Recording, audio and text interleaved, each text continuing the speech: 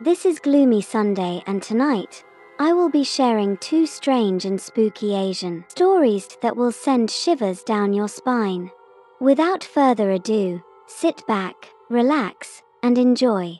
In a small village nestled at the foot of the mystical Mount Cristobal in the Philippines, there lived a young girl named Lorna. She was known for her curiosity, often wandering the lush, green forests surrounding her home, her laughter echoing among the trees. But in the flickering light of tales spun by her grandmother, Lorna had heard of a creature that roamed the depths of these woods, a creature known as the Aswang. The villagers spoke of the Aswang in hushed tones, warning of its shape-shifting powers and insatiable hunger. They recounted stories of people disappearing, only to return with vacant eyes and hollow souls. "Do not wander alone after dusk," her grandmother would say, her voice trembling. "The Aswang can sense fear and appetite. It can take the form of perhaps someone you trust." One humid evening, as twilight hugged the horizon, Lorna ventured deeper into the woods than ever before, her heart racing with excitement and a hint of fear. The golden rays of the setting sun disappeared behind the towering trees, and the chill of the night crept in. She hadn't noticed how far she had gone until a sense of unease settled in. Just a little further, she promised herself, driven by the thrill of exploration.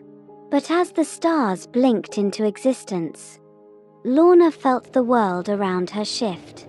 Shadows lengthened and twisted, and the wind carried a whisper she couldn't comprehend. It sounded both alluring and menacing.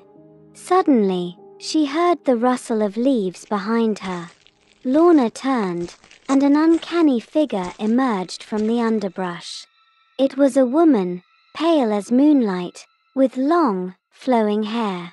Her eyes glimmered like polished stones, and her smile felt both inviting and unsettling. "Hello, little one," the woman said, her voice a melodic whisper that made Lorna's heart race. "Why are you out here all alone?" Lorna hesitated, her grandmother's warnings echoing in her mind. Yet, there was something entrancing about the woman. I wanted to explore," Lorna stammered.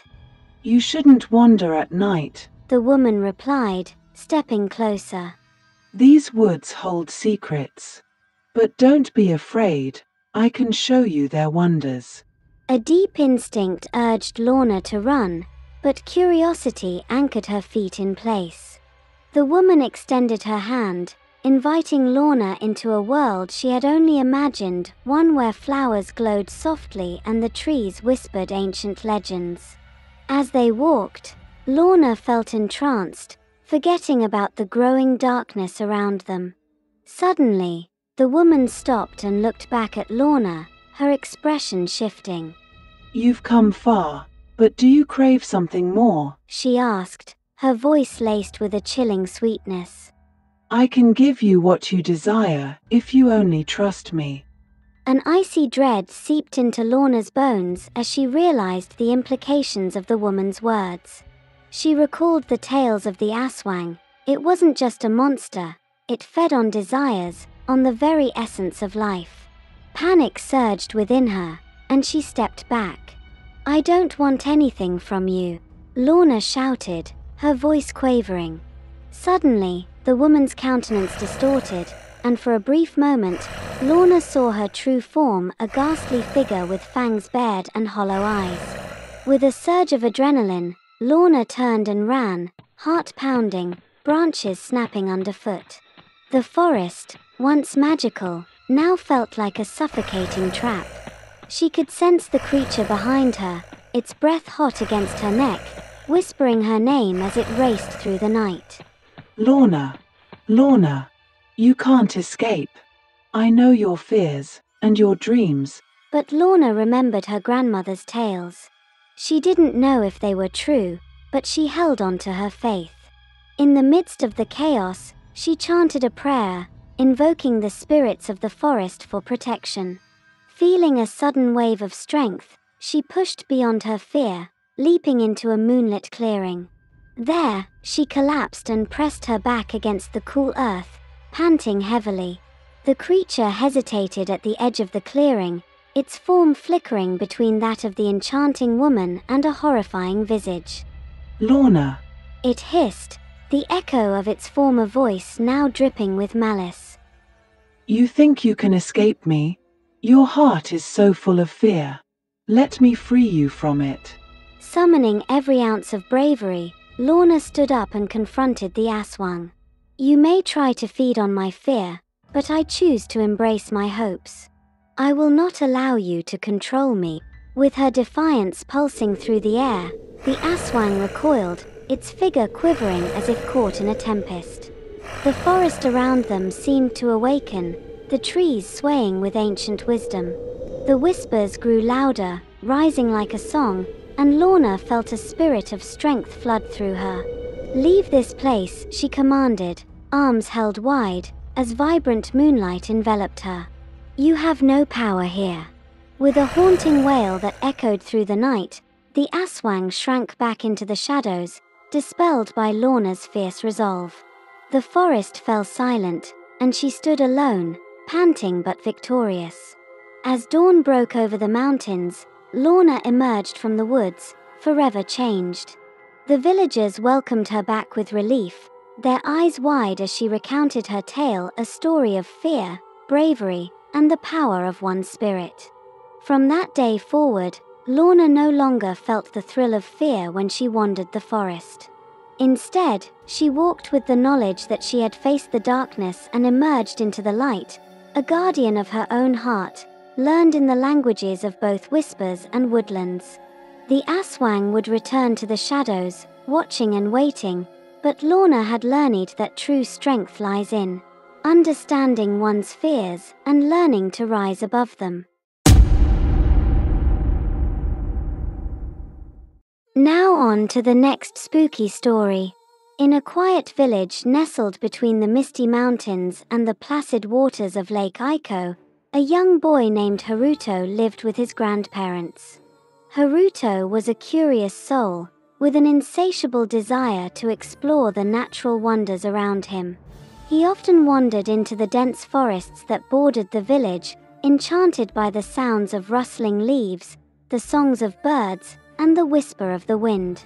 One sunny afternoon, as Haruto wandered deeper into the woods, he stumbled upon a shimmering glade.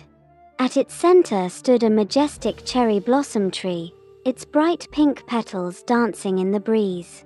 Little did he know that this tree was home to an ancient spirit, known as Takemanakata, the vengeful spirit of the forest. Long ago, Takemanakata had been a protector of nature, but as humans encroached upon his sacred forest, he became furious, turning into a wrathful entity that sought revenge on those who dared to harm his domain. Captivated by the beauty of the tree, Haruto approached it, unaware of the spirit's presence lurking just beyond the veil of reality. As he reached out to touch the trunk, a strong gust of wind swept through the glade, and the air grew tense. Haruto felt a chill run down his spine, and a deep voice echoed through the trees. Who dares disturb my sacred ground? It boomed. Startled, Haruto stepped back and looked around, finally locking eyes with a swirling mass of shadows that seemed to coalesce into a tall, imposing figure adorned with foliage and branches. His eyes glowed like embers, and the air crackled with a strange energy. I am Takemanakata, The spirit declared, once a protector, now a vengeful force of nature.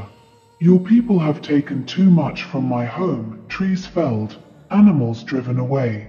Why should I not seek retribution? Haruto's heart raced. He thought about the stories his grandparents had told him of spirits and their connections to the land. I didn't mean to disturb you. I love this forest. I come here to appreciate its beauty and magic. The spirit regarded him with suspicion. Your kind only cares for the beauty that serves you. You do not see the blood of the earth that stains your hands. Then let me prove otherwise, Haruto pleaded. I will help you restore the forest. I'll gather the villagers to protect the land. There must be a way to appease you. Takemanakata's gaze softened, though the fury was still evident in his stance. You think mere words can erase centuries of destruction. You seek to defend what your kind has wounded. Yes, Haruto exclaimed, desperation fueling his resolve. I may be just a boy, but I can rally them. We can plant new trees, build sanctuaries, and listen to the spirits' whispers. Help me, and I will show you that we can change. After a long pause, Takemanakata considered Haruto's bravery and sincerity. Then so be it. You have until the next moonrise to persuade your people. Fail, and I shall unleash my fury upon you and your village. With that, the spirit dissolved into a torrent of leaves and shadows, leaving Haruto trembling yet determined in the vibrant glade. Rushing back to the village, Haruto shared his encounter with Takemanakata with wide-eyed villagers, who were captivated and terrified by the boy's tale. Some dismissed it as nonsense, but Haruto's passion ignited a spark in others. They gathered their tools, seeds, and a commitment to restoration. For the next week, they planted saplings, constructed wildlife shelters, and spent long hours cleaning the forest floor of debris. Under Haruto's guidance, a camaraderie blossomed within the village, intertwining their lives with the spirit of the land. At last, the night of reckoning arrived. As the sun dipped below the horizon, Haruto stood at the base of the cherry blossom tree, heart-pounding. He called out to Takemanakata, praying for the spirit to reveal himself once more.